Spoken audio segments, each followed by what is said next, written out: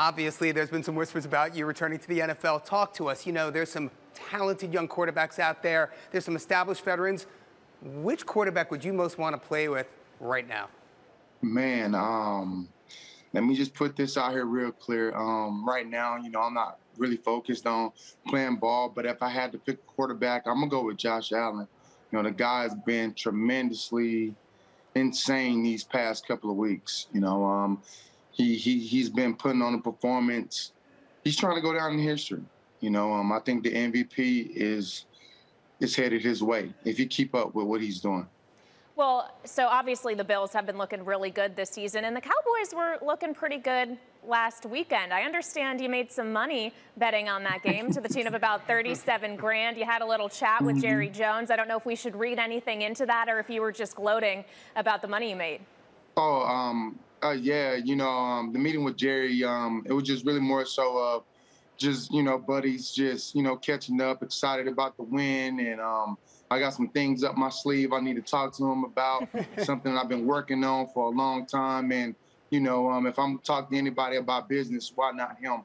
Well, I mean, look, we saw that, the proceeds from your bet against the Bengals went to your new NFT company, Personal Corner. Tell us a little bit about that. Tell us about, what you're doing there. Tell us about, what makes it interesting and where it's going. Well, I think the cool thing about Web3 is the creator's economy. And, and me being an athlete, especially an athlete, who want to control, who want their own brand, I think Web3 gives you the perfect opportunity to do so. So, what we building over at Personal Corner, we building something for athletes can take control of, their personal brands. And a lot of guys don't even know how to start. I built Throw Up the X. I had a lot of success with that. Very excited. I used to always just tell my lady, if you could build for one, you can build for all. And I always been a big helper, with guys in the NFL. So I understood this. I grew to learn this Web3 stuff and built a nice team around me, to walk me through and to also help build, athletes. So basically, just create this big, hub for us to come in and just control our name, image, and likeness, and we own it. So I just think it's something unique, something that's needed, and it's a cool opportunity, and Web3 provides that. Well, and you mentioned name, image, likeness. That's no longer just in the professional realm when it comes to the NFL. You can do it in the NCAA now with college athletes. How does that change the game for something like this? Absolutely. I think it evens the playing fields. I think if you really want to leverage something, you're really going to have to put your money where your mouth is because, if it's this easy for guys to get money, I think you're going to have to bring something different to the table. I always felt like, a lot of guys who come from where I come from, which is poverty, we really don't understand money anyway. Show us how to, take care of ourselves from the 5 to 10, 15 year span, whatever career it is that we plan in. Show us how to leverage and make the most for us, and not only us, but our families, within that time, and it's been a cycle, from my experiences. I've yet to truly, see that, at the end of an athlete's career, you would see the marketing guy, the agents, or whoever that was affiliated with the athlete, they moved on to be successful, but it'd be a lot of those guys who is not successful. And I think that was the area that, that I always wanted to explore. And I think with the company, Personal Corner, that was built, it is going to provide a nice infrastructure, for athletes to utilize their name, image, and likeness the right way. Well, Des, look, we're Bloomberg. We love to talk about the money, but I need to take you back to 2010, right? The 2010 draft, man, only 2 wide receivers were taken in the first round. You obviously were one of them. Let's fast forward to 2022. 6 wide receivers selected in the first round of this year's draft. Talk to us about the evolution of the wide receiver position. What does it mean and how's it impacting the game?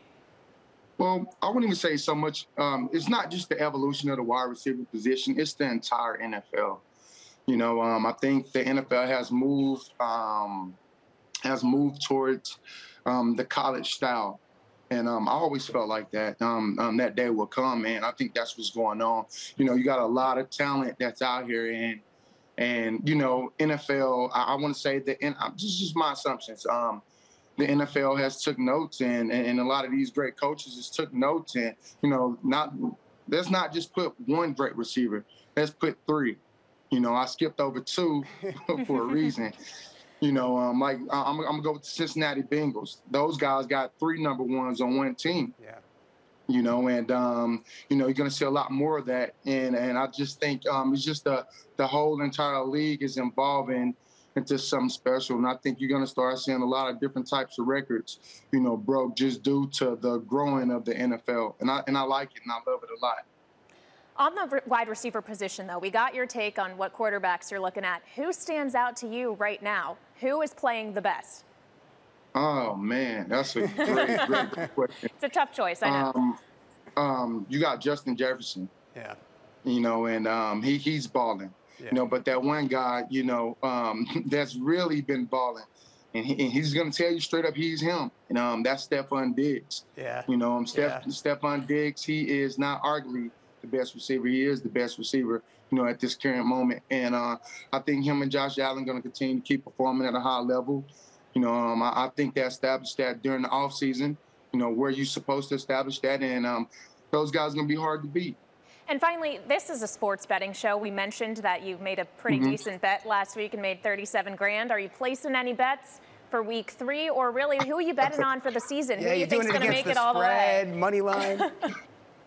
You know, I'm going to be honest with you. It depends on, you know, it depends on how my gut is. You know, I'm not a big bettor, but when I do, I'm accurate. You know, so you know, and my philosophy behind it is, it's I know the game. I know the game of football. You know, I pay attention to, you know, who the person is. I pay attention to the team's philosophy. I pay attention to the matchups, you know, across the board. You know, I highlight everything, you know, and, you know, I just follow the team from last week, you know, all the way leading up to the following week. Because, you know, they get reports and stuff like that about who's playing and who's not playing. You know, a lot of that stuff going to me making a bet. Well, I mean, look, you know, we've got time for one more question here. I just have to ask you, you know, this is a sports betting show, right? I mean, the boom has completely hit the United States by storm. You know, what are your thoughts on the legalization of sports betting? What does that mean from the NFL's perspective, from the perspective of players, you know, actually gambling on games? We know about Calvin Ridley. How should the NFL look at sports gambling, and how can they police it? Man, I'm going to be honest with you. As far as players betting on games, you know, that they shouldn't be involved. Players shouldn't be involved. As far as the fans and, you know, guys that's not participating in the game, I feel like they should be able, you know, because it is fun. I don't think it's cool for, you know, a group to dictate why someone is doing something, because I believe a lot of people make bets, you know, just to have fun. And, you know, like I did, I'm not a big bettor, but, you know, I felt good about that moment, and I placed 10,000 and I won 37K, you know, so, you know, so yeah. You know, it's some rules, regulations they have to put in place, but I think they shouldn't steal all the fun, you know, for the guys that's not playing, that want to participate in other sports that's not involved with the actual sport, other athletes that's not involved with the actual sport that they're betting on. I think, you know, they should find a place where, you know, that could happen. Because I think it'd be fun. It'd be fun for a lot of people. Because look at my reaction. I think people enjoy my reaction.